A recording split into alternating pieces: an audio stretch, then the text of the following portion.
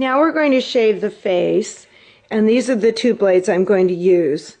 On a show dog, we would use a 40 and a 30, or maybe just a 40, but a dog with pink skin, or even a black skin dog, I'll often use a 10 on the throat against the grain, and the sides of the cheeks here. These are the burn areas. Throat, because this is round and it sticks out, and as you press, you're more likely to press too hard and burn it, all the way up to here. The cheeks, the full cheeks. Here on the muzzle, you're not likely to ever burn the dog. What you might do is, you might, however, cut those little bumps off. And it's okay, Lucky. Those little bumps on his gums, you can cut them off if you're not careful, and that's not a good thing. You don't want to draw blood when you're grooming, so you need to be aware of these things.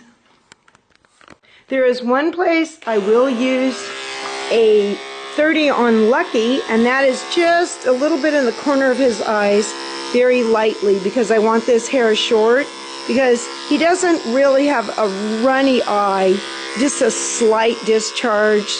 So it's a good idea to get rid of that. Now I'm going to take the 15 blade and I'm going to make a little V between his eyes, an upside down V, sorry, and go straight down his nose. Good boy, Lucky.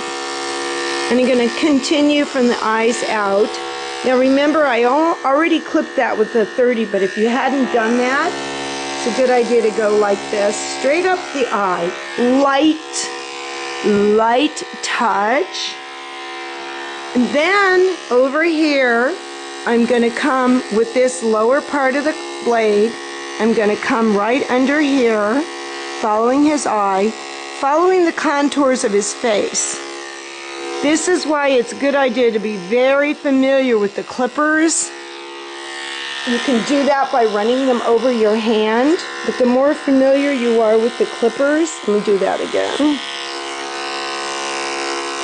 how they feel, and the angle, you need to angle in towards the dog, see? Angle in towards, because of the bevel on the blade. See the bevel on the blade? You've got to head inward. Okay. So here's a very tricky part of the dog's face. This area here. So I like to take my finger and push the lips down and be very careful, be aware of where his lips are. Then you have to take your thumb and pull this down and stretch it. If you don't pull it down and stretch it, you won't get it. And every time the dog pants, it's going to look really messy. So we're stretching this here, and then we're taking the upper corner, avoiding his canine. Then for this part, we can close his lips down to get that. That leaves the chin and the other side.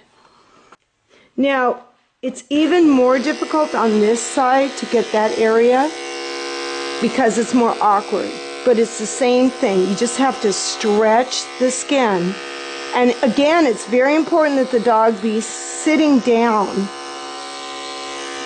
You have to really stretch it down or you're going to hit his tooth. That's not the end of the world, but it's not going to be very comfortable for him. So stretch that a little light, and be aware again that these gums have these little bumps, and they cut off very nicely when you run them over with a clipper, and they bleed a lot. So just a little more cleanup under the eye, mindful of the lower part of the clipper. And there we go. There you go, Lucky. And because this is a 15, I can go down the neck with that, and right up here near the chin. Anything more against the grain, I would use the 10. So, okay, Lucky wants to stand up. So there you go. I will go over it one more time after he's clean, because sometimes after the bath it tends to stand up. But that's basically your clean face.